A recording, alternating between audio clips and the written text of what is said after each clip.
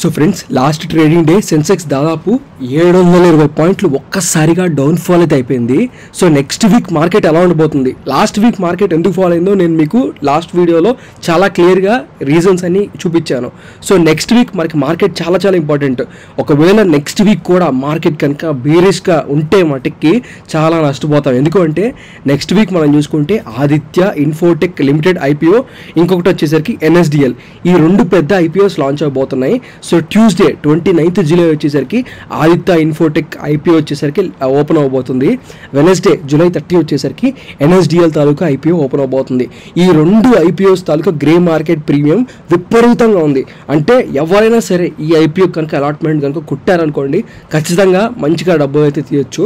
So present ఇప్పుడు అందరికున్న questions ఏంటంటే, ఈ రెండు ఐపీఓస్లో ఏది బెస్ట్, దేనికి అప్లై చేద్దాం, అదొకటైతే. రెండోది వచ్చేసరికి మార్కెట్ మరి నెగిటివ్గా ఉంటే ఈ రెండు ఐపీఎస్ పరిస్థితి ఏంటి, లేదా ఈ రెండు పర్టికులర్ స్టాక్స్ని లాంగ్ టర్మ్కి మేమన్నా చూసుకోవచ్చా అన్న టాపిక్ గురించి ఈ వీడియోలో నేను మీతో చాలా క్లియర్గా డిస్కస్ అయితే చేస్తాను.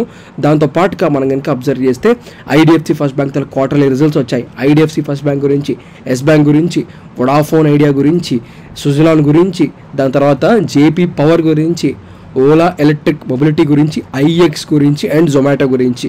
సో ఓవరాల్గా తమ్నైల్లో ఉన్న ప్రతి ఒక్క స్టాక్ గురించి ఈ వీడియోలో నేను మీతో చాలా క్లియర్గా డిస్కస్ అయితే చేశాను.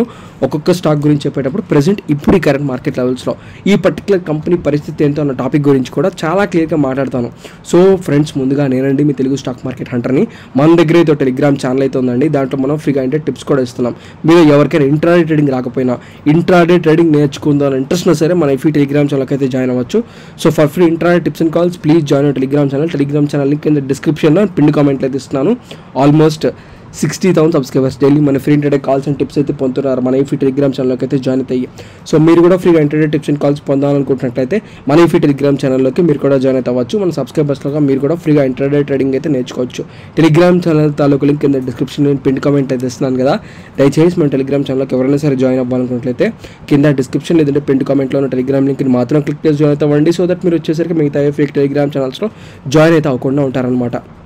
సో అందరూ అడుగుతున్న కామన్ క్వశ్చన్ ఏంటంటే, NSDL ఇంకా ఆదిత్య ఇన్ఫోటెక్ ఈ రెండు ఐపీఓస్ ఉన్న ఐపీఓస్లో కాస్త బెటర్ ఐపీఓస్. ఎందుకు అంటే, సో మీరు ఇక్కడ ఇష్యూ సైజ్ చూసుకోవచ్చు. NSDL 4,000 కోట్లు, ఆదిత్య వాళ్ళదేమో 1,300 crores అనమాట. సో బేసికల్గా ఈ రెండింటిని ICICI సెక్యూరిటీస్ వాళ్ళు హ్యాండిల్ చేస్తున్నారు. సో బేసికల్గా NSDL గురించి ఇన్డెప్త్ వీడియో నేను వచ్చేసరి మీరు చూసుకున్నట్లయితే, ఈ వీడియో కాల్ మీరు చూస్తున్నట్లయితే దీనికి ఎగ్జాక్ట్గా ఒక రోజు ముందే సాటర్డే ఎర్లీ మార్నింగ్ NSDL గురించి clear cut IPO analysis video అయితే చేశారనమాట. ఇంట్రెస్ట్ ఉన్న వాళ్ళు ఇన్డెప్త్గా NSDL కనుక లాంగ్ టర్మ్కి మంచిదా కాదా అని తెలుసుకోవాలనుకున్నట్లయితే NSDLకి అండ్ CDSLకి ఏదైనా డిఫరెన్స్ చూసుకుందాం, ఈ రెండింటిలో ఏది బెస్ట్ అని ఎవరైనా సరే కన్ఫ్యూజ్ అవుతున్నట్లయితే ఆ డెడికేటెడ్ వీడియో చూడొచ్చు. ప్రజెంట్ ఈ వీడియోలో నేను చెప్పాలనుకుంది NSDL తాలూకా గ్రే మార్కెట్ ప్రీమియం. NSDL తాలూకా గ్రే మార్కెట్ ప్రీమియం ఎంత ఉందో చెప్తాను. కానీ ఐపీఓ ఓపెన్ డేట్ వచ్చేసరికి జూలై 30, ఐపీఓ క్లోజ్ డేట్ వచ్చేసరికి August 1. సో ఒక్కసారి నేను దీని తాలూకా గ్రే మార్కెట్ ప్రీమియం చూపించే ప్రయత్నం చేస్తాను. గ్రే మార్కెట్ ప్రీమియం ప్రజెంట్ ఇప్పుడు 16.88% ఉంది. సో బేసికల్గా తగ్గిందనమాట. ఇంతకుముందు తెలుసా grey market premium almost 167 rupees ఉండేది. అంటే ఒక స్టాక్ దాని ప్రైస్ కన్నా 167 రూపీస్ ఎక్కువగా పెట్టి అందరూ కొంటున్నారు అనమాట. సో ప్రజెంట్ ఈరోజు మార్కెట్ బాగాలేకపోవడం వల్ల గ్రే మార్కెట్ ప్రీమియం రోజు రోజుకి తగ్గుతుంది. ఇన్ కేస్ మార్కెట్ కనుక నెక్స్ట్ 2-3 సెషన్స్లో కనుక సెట్ అయితే కనుక మళ్ళీ గ్రే మార్కెట్ ప్రీమియం పెరిగే అవకాశాలు ఉన్నాయి. అది ఎలా ఉంటే ఆదిత్య ఇన్ఫోటెక్ వాళ్ళ గ్రే మార్కెట్ ప్రీమియం 200 రూపాయలు ఉంది. అంటే దగ్గరగా 32% అనమాట. ఇంతకుముందు 32 ఉండేది, 33 కూడా ఉండేది అనమాట. ఇప్పుడు 32 పడిపోయింది. So 32 rupees, 32%. సో మనం వచ్చేసరికి ప్రాఫిట్ తీయచ్చు ఈ పర్టికులర్ ఐపీఓ కనుక అలాట్ అయితే. సో ఇప్పుడు $1 మిలియన్ క్వశ్చన్ ఏంటంటే, ఈ రెండు ఐపీఓస్ బాగానే ఉన్నాయి, గ్రే మార్కెట్ ప్రీమియమ్స్ బాగున్నాయి. సో అప్లై చేసుకుంటే అలాట్మెంట్ ఎలా సంపాదించవచ్చు. చాలామంది ఈ అలాట్మెంట్ విషయాల్లో చాలా కన్ఫ్యూజన్స్ అయితే పొందుతూ ఉంటారు. సో సింపుల్గా చెప్పాలంటే ఏం లేదు, ఒక పాన్ కార్డు ఉందనుకోండి. సో నాకు ఒక్క పాన్ కార్డు ఉంది కదా, నా పాన్ కార్డ్ మీద 4-5 డిమాట్ అకౌంట్లు నేను ఓపెన్ చేయొచ్చు.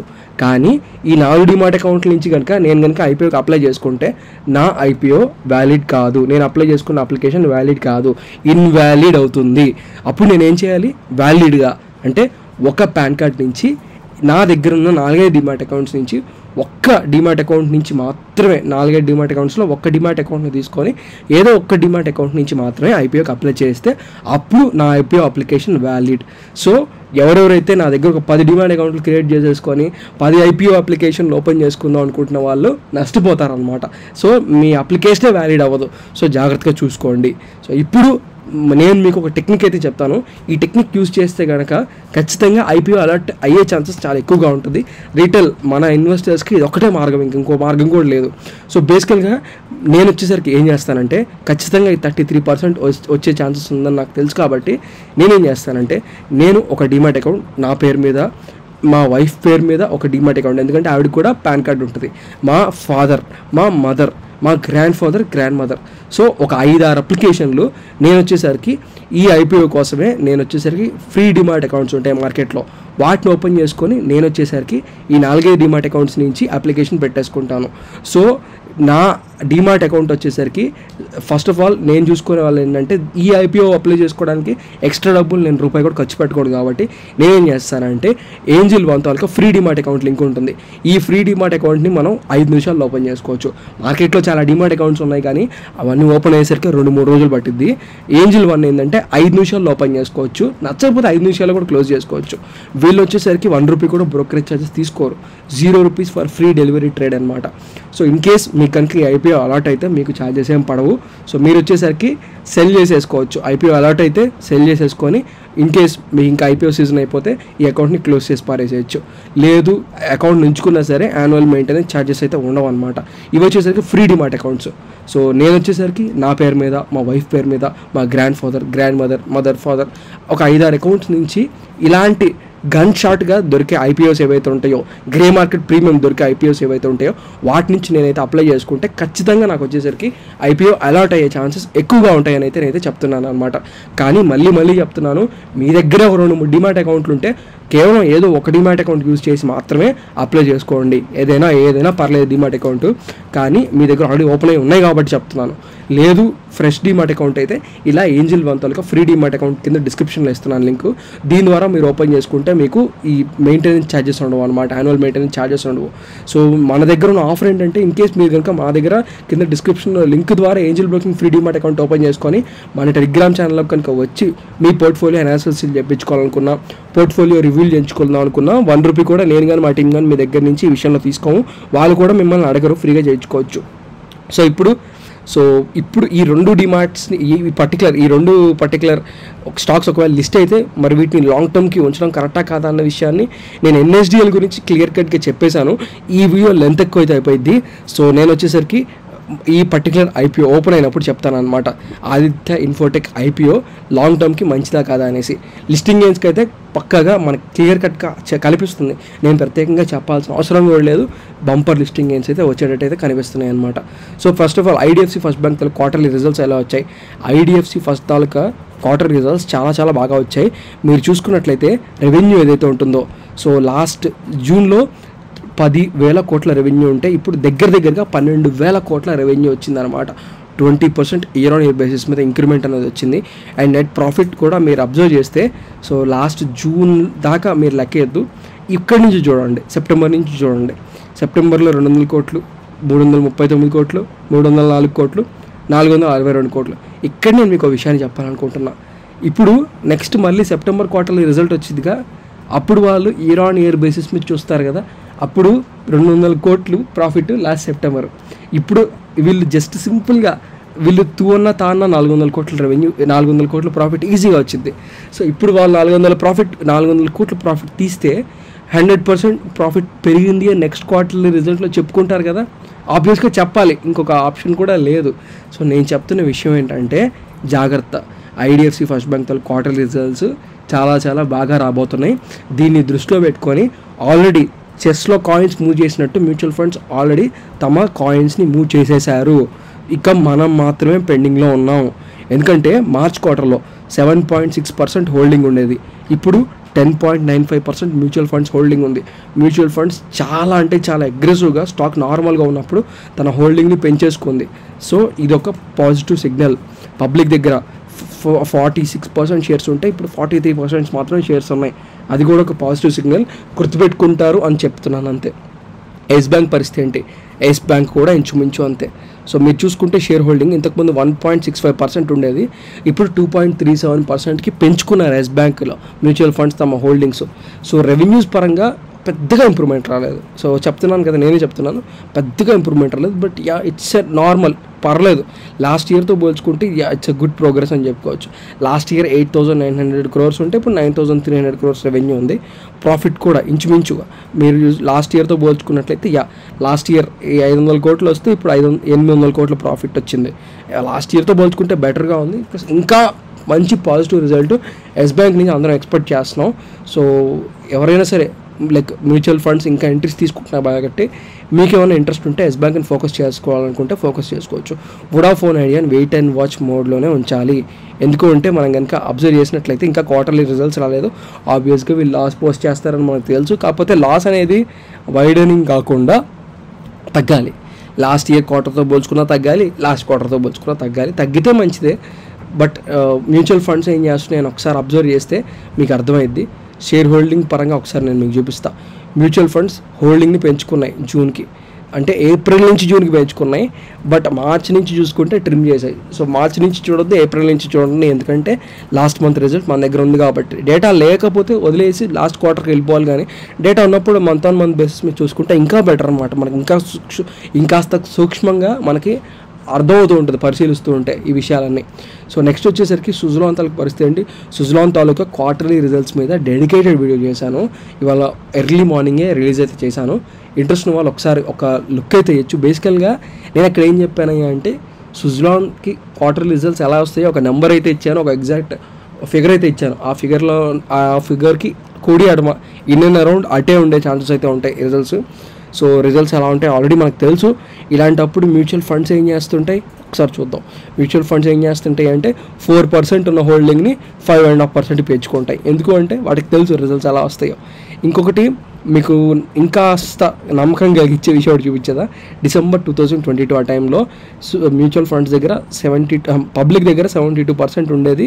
మ్యూచువల్ ఫండ్స్ దగ్గర 5.8 కూడా ఉండేది కాదు. మ్యూచువల్ ఫండ్స్ దగ్గర 0.22% హోల్డింగ్ ఉండేది అంతే. మన పబ్లిక్ దగ్గర 72% ఉండేది. కాలక్రమేణా ఇప్పుడు మనం చూసుకుంటే ఏమైందో తెలుసా, ఒక్కసారి చూడండి. 2025 జూన్కి వచ్చేసాం కదా, పబ్లిక్ దగ్గర 75 నుంచి 55 పడిపోయింది. 20% shares first of all FIIs mutual funds కొనుక్కున్నాయి మన పబ్లిక్ దగ్గర నుంచి. బేసికల్గా ఈ టైంలో స్టాక్ ఏమైంది, స్టాక్ పెరుగుతూ ఉంది కదా. ఈ టైంలో ఎక్కడైనా పడిందా అంటే లేదు, స్టాక్ పెరుగుతూ ఉంది. పైగా కాస్త జర్కులు ఇచ్చింది, అంటే పెరిగి పడడం లాంటివి చూపించింది. జనాలు ఏంటంటే ప్యానిక్ అయిపోతూ ఉంటారు. స్టాక్ పెరుగుతున్నా సరే మన దగ్గర నుంచి అతి తెలివిగా పబ్లిక్ దగ్గర నుంచి పబ్లిక్తో ఆ షేర్స్ని అమ్మిపించి మ్యూచువల్ ఫండ్స్ కొనుక్కున్నాయి, DIIs కొనుక్కున్నాయి, FIIs కొనుక్కున్నాయి. అది వాళ్ళ స్ట్రాటజీస్, అది వాళ్ళ గేమ్. సో నేనైతే ఇప్పుడు దీని గురించి ఎందుకు పాజిటివ్గా చెప్తా ఉంటాను, ఏంటి అంటారు ఇది పెరగట్లేదు దీన్ని వదిలేద్దాం. చాలామంది అసహనం, నిరాశ, నిస్పృహలతో ఉంటారనమాట. వాళ్ళందరికీ నేను చెప్తున్న విషయం ఏంటంటే సింపుల్ లాజిక్. 72% హోల్డింగ్ ఉండేది మన దగ్గర స్టాక్. అప్పుడు 8 రూపాయలు 4 రూపాయలు ఉన్నప్పటి నుంచి నేను చెప్తున్నాను, అప్పటి నుంచి పెరుగుతూనే ఉందిగా. పెరుగుతూ ఉన్నప్పుడు మన వాళ్ళు ప్రాఫిట్ బుకింగ్లు చేసుకున్నారు, కానీ మ్యూచువల్ ఫండ్స్ వాళ్ళు కొనుక్కుంటానే ఉన్నారు, FIIs కొనుక్కుంటానే ఉన్నారు. వాళ్ళు ఇంకా ఎక్కువ రేటుకి మన దగ్గర నుంచి కొనుక్కుంటున్నారు. మనం తక్కువ రేటుకి కొని ఎక్కువ రేటుకి వాళ్ళకి అమ్ముతున్నాం. వాళ్ళు ఆ రేట్లో కూడా కొంటున్నారంటే మీకు అర్థమవ్వాలి అక్కడ విషయాలు, వాళ్ళ టాక్టిక్స్ ఏంటో. ఇది ఇంకా పెరగబోతుంది. మనందరం పూర్తిగా ఈ స్టాక్ నుంచి ఎగ్జిట్ అయ్యేదాకా వీళ్ళు మన దగ్గర నుంచి కొంటూనే ఉంటారు. మన దగ్గర హోల్డింగ్ 10-20 ఇద్దనమాట చివరికి. అప్పుడు వాళ్ళు ఏం చేస్తారు తెలుసా, ఇప్పుడు అనుకోండి స్టాక్ను ఒక 100-200 తీసుకెళ్లారు అనుకోండి, మన వాళ్ళు ప్రాఫిట్ బుకింగ్ తెలివిగా చేసేసుకొని బయటకు వచ్చేస్తారు. అదే ఒక మన వాళ్ళ దగ్గర ఓన్లీ 10% ఉందనుకోండి షేర్స్, అప్పుడు డిమాండ్ ఉండిద్ది మార్కెట్లో. మీరు అమ్మితే నేను కొంటా, నేను అమ్మితే వేరే వాళ్ళు కొంటారు, వేరే వాళ్ళు అమ్మితే ఇంకెవరో కొంటారు. ఇప్పుడు బొచ్చేడు మంది ఆల్రెడీ అందరి దగ్గర ఉన్నాయి కాబట్టి ఇంకెవరు కొనరు, కొనే వాళ్ళ సంఖ్య తక్కువగా ఉంటుంది, డిమాండ్ అనేది తక్కువగా ఉంది మార్కెట్లో. సో డిమాండ్ అనేది ఇంకా ఇంకా ఇంకా కంప్రెస్ అయ్యిద్ది.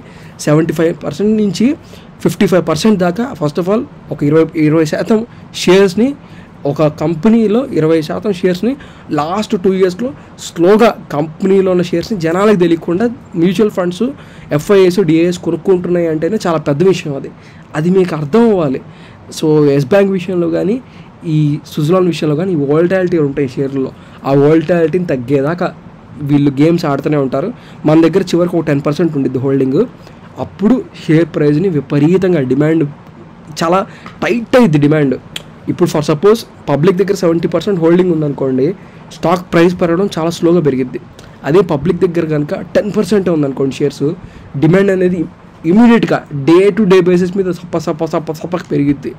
అప్పుడు ఆబ్వియస్గా వీళ్ళ దగ్గర ఒక 20-30% 50% షేర్స్ ఉంటాయి కాబట్టి వీళ్ళు ఒక 10% ఆఫ్లోడ్ చేసుకున్న పబ్లిక్ కొనేస్తుంది ఆ టైంకి. ఎందుకంటే పబ్లిక్ దగ్గర తీసుకునే కెపాసిటీ ఉంటుంది. Public can eat that shares, వాళ్ళు public can buy that shares.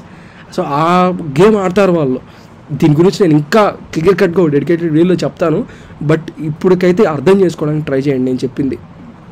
JP power పరిస్థితి ఏంటి, నేను మీకు జేపీ పవర్ని ఎగ్జాంపుల్తో సహా చూపించా. ఎన్డీటీవీని తీసుకొచ్చాను, అలోక్ ఇండస్ట్రీస్ని చూపించాను. కరెక్ట్గా గ్రాఫ్ ఎలా ఉంటుందో తెలుసా, ఎలా పైకి ఒక టెంపుల్లా వచ్చి మళ్ళీ కిందకి వెళ్ళింది గోపురం లాగా. సో అదే గోపురాన్ని ఇప్పుడు మీరు చూసుకోవచ్చు లాస్ట్ 1 monthలో.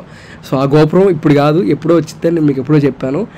లాస్ట్ 3-4 ఒక 2 weeks బ్యాక్ చెప్పా, ఎగ్జాంపుల్తో సహా తీసి చూపించి చెప్పాను. మళ్ళీ లాస్ట్ వీక్ కూడా చూపించి చెప్పా. ఇప్పుడు అదే జరిగింది జేపీ పవర్లో. ఇప్పుడు మళ్ళీ కాస్త స్టాక్ ముందుకెళ్ళేటట్టు కనిపిస్తుంది నాకు. కానీ ఎవరెవరైతే ఎగ్జిస్టింగ్ షెల్టర్స్ ఉన్నారో వాళ్ళకి అది యూస్ఫుల్గా అవుతుంది. కొత్తగా ఇన్వెస్టర్స్ ఎవరు అనవసరంగా ఇరుక్కోవద్దండి, జాగ్రత్తగా ఉండండి. ఇలాంటి వాటికి దూరంగా ఉంటే బెటర్ అని నా ఒపీనియన్.